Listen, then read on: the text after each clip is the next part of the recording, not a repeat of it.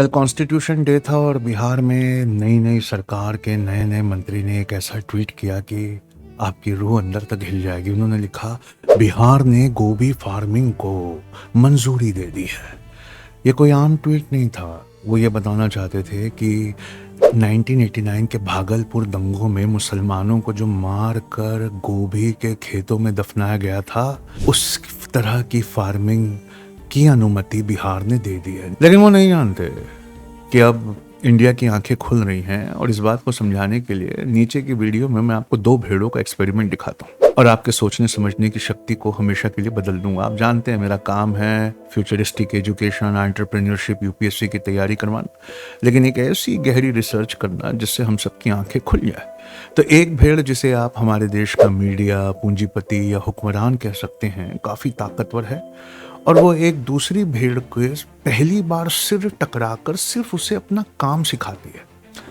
अब जब वो समझ जाती है कि सामने वाली जज्बाती भूखी भेड़ हमारे इशारे पर नाचने को तैयार है, तो फिर बस वो इशारा करती है और सामने जज्बाती बेवकूफ भेड़ पूरी ताकत से अपने सिर से टक्कर मार मार कर पूरा फेंस तोड़ देती।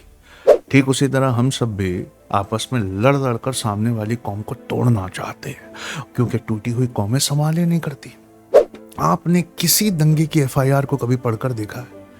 किसी संपन्न घर से या किसी बड़ी बिरादरी से किसी का नाम उसमें नहीं मिलता। क्यों?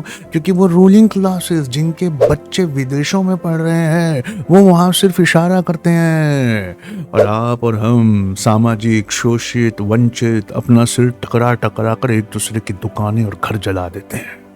मालूम है क्यों? क्योंकि जहां धुआं होता है ना, वहां चोरी और गहरी होती है।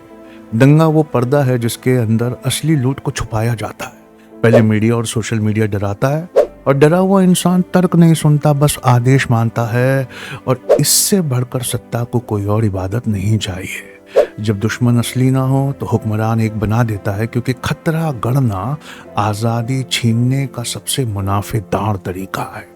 लेकिन इस एक्सपेरिमेंट में अभी भी एक उम्मीद है। लास्ट में जज्बाती भेड़ हुक्मरान भेड़ की इस चाल को समझ जाती है और उसके इशारे पर उसके हाथों में खेलना छोड़ देती है। उम्मीद करता हूँ कि हम सब भी हुक्मरान भेड़ का ये तरीका समझ लेंगे और गोभी फार्मिंग को परमिशन नहीं देंगे।